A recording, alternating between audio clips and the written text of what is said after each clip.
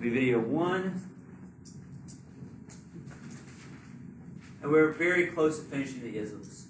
We're going to get to some actual... I want to get to some action. I don't want to talk about political parties anymore. We're getting close. We're getting close to the action, if you will.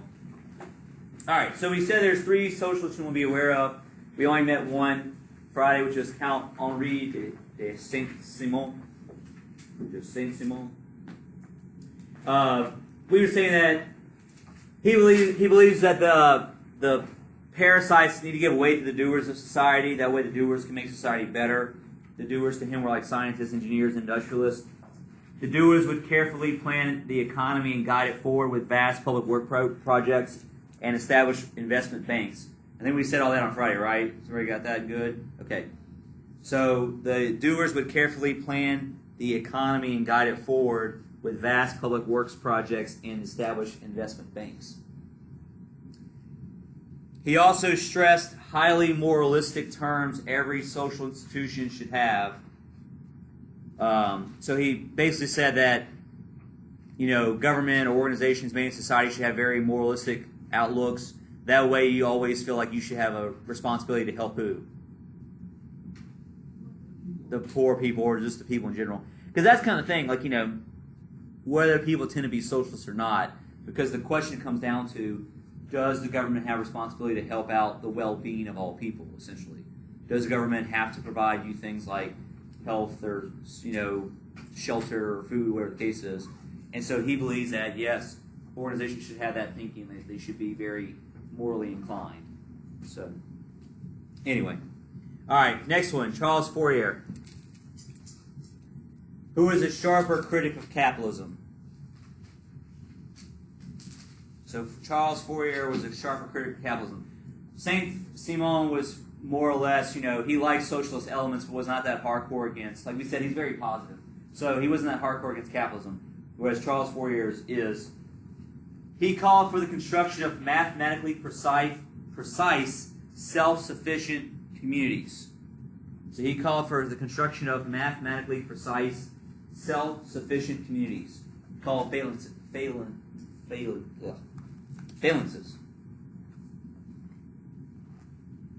Basically, he believed that there was an exact number of people that should be in a community, and once it hits that number, you gotta make a new one, basically.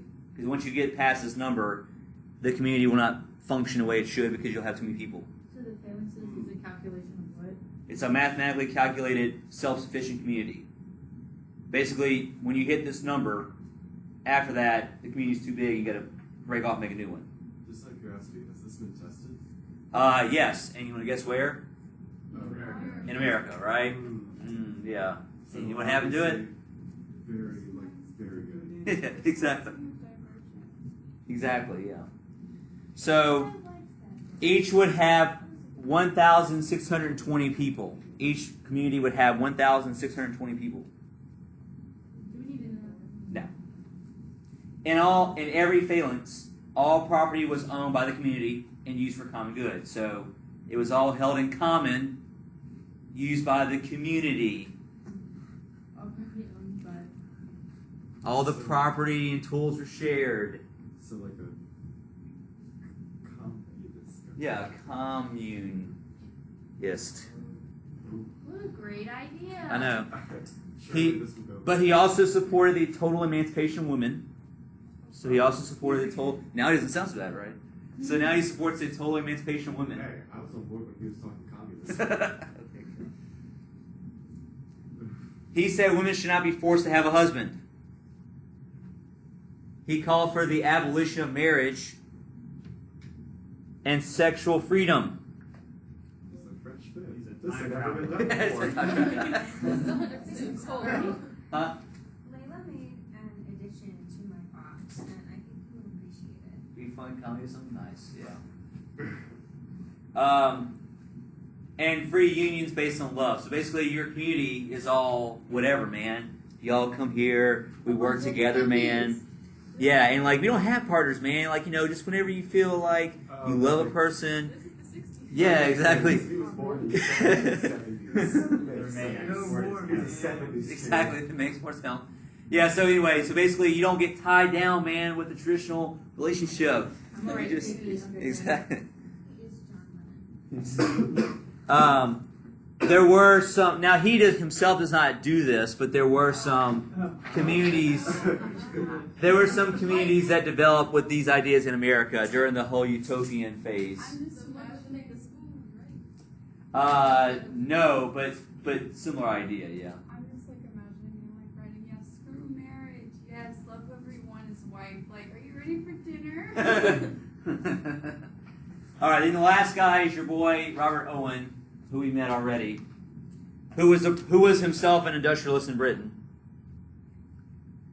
who actually owned a factory and saw firsthand the problems. He was a pretty good guy until he started trying to like. Well, it doesn't make him bad. He just wasn't successful with the union, right? Yeah.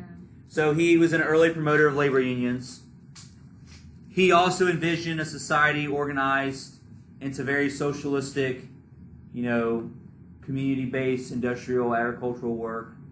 He actually does come to America for a while and tries to make his community of New Harmony. So he does come to America and tries to make this socialist-based, communal-based New Harmony in America.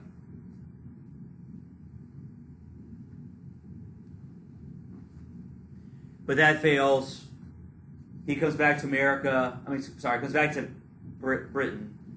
Tries to make the first national trade union. It fails. But he did stand up to workers' oppression and, the oppression of women and children in factories.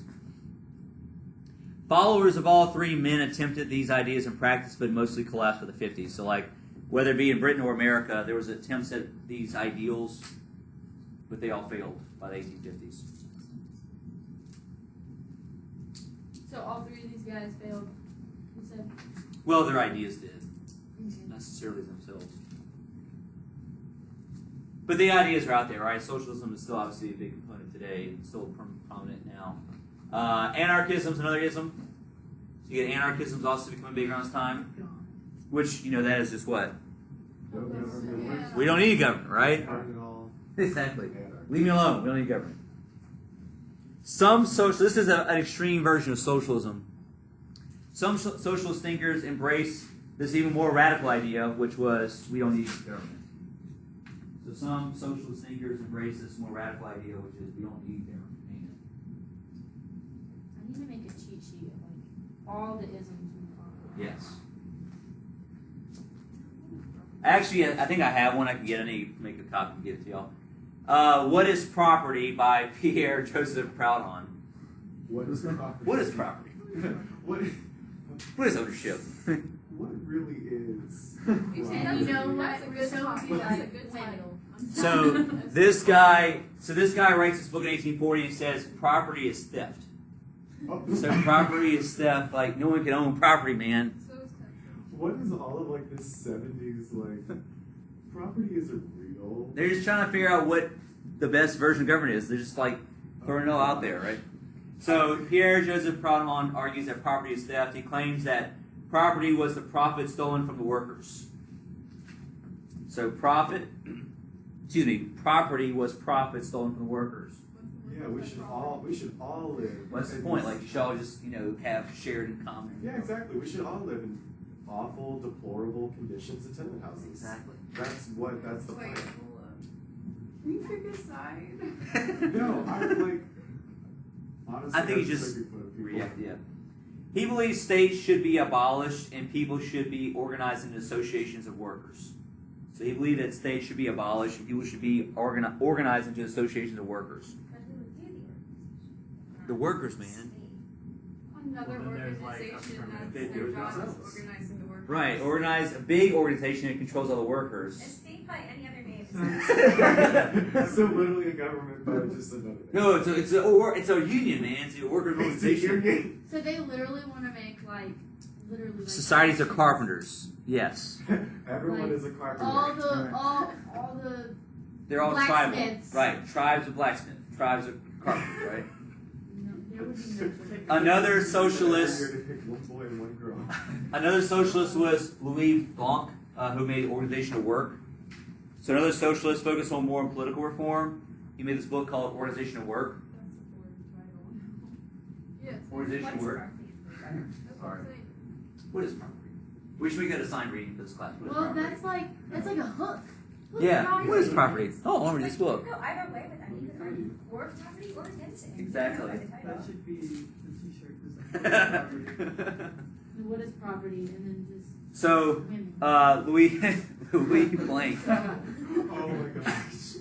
Or Blanc. Louis Blanc focused more on political and reform in his book Organization of Work. He urged workers to agitate for universal voting rights and take control of the state peacefully.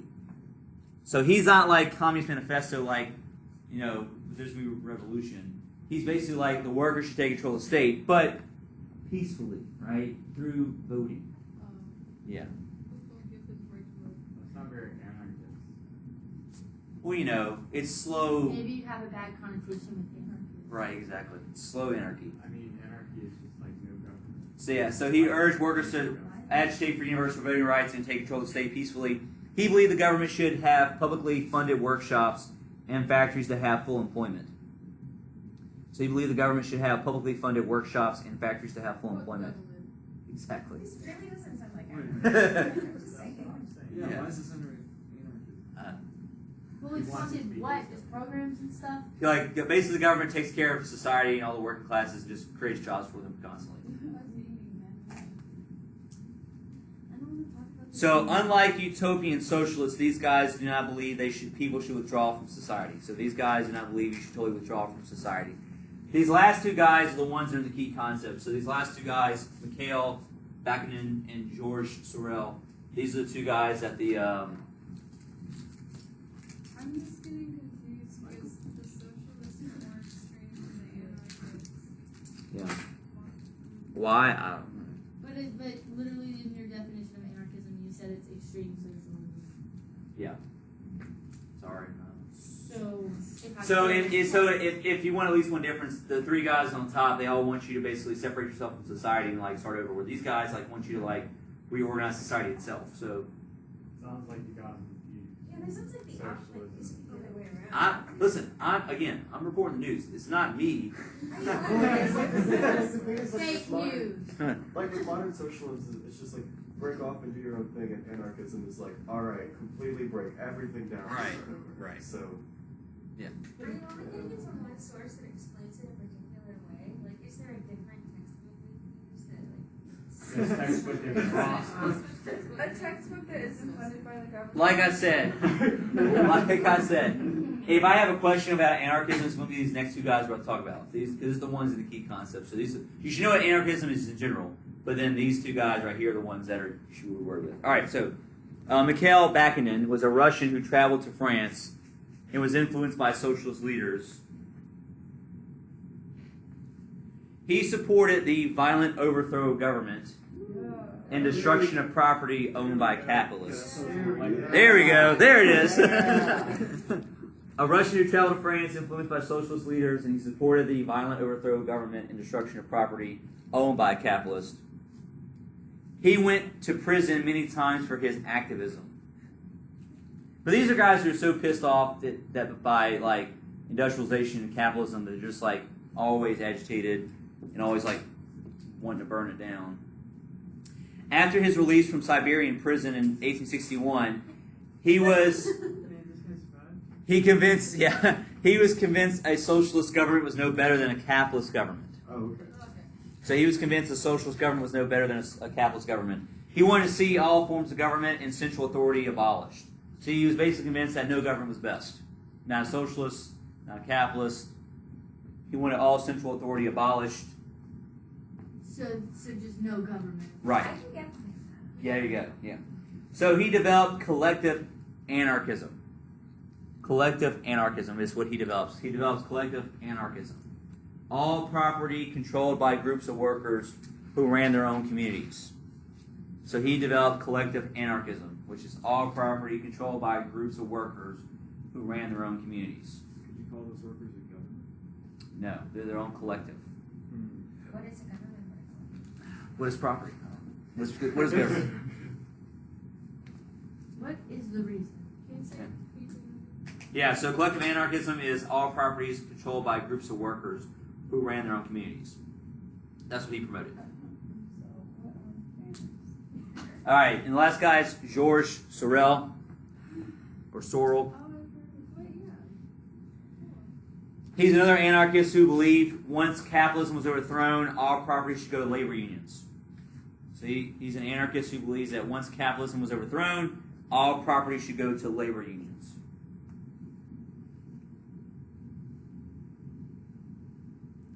Then the unions would organize workers into small self-supporting groups. They all have the same idea, like let the workers decide, let the workers organize, right? So he believed unions would then organize workers into small self-supporting groups. So this idea was called syndicalism. So his idea is syndicalism.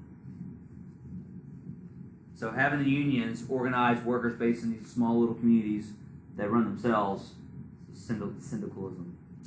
So basically, they want the people who were fighting for rights To have, be the government. right, They just don't or want to be say that. small communal governments essentially, and there be no big government because big governments are bad for them in general. So syndicalism is unions organized, what? Workers into small, self-sufficient communities. He also believed violence could be a creative and destructive force. So he also believed that violence could be a creative and destructive force. So basically, if you have a violent rebellion overthrow, you could actually get something very good out of it. So he's in favor of violence and overthrow. So if you have violence, it could also be a very creative and destructive force. Kind of the same idea, like you have controlled burns in a forest for its health, right? Same idea. Yeah, that's a little extreme, but yeah.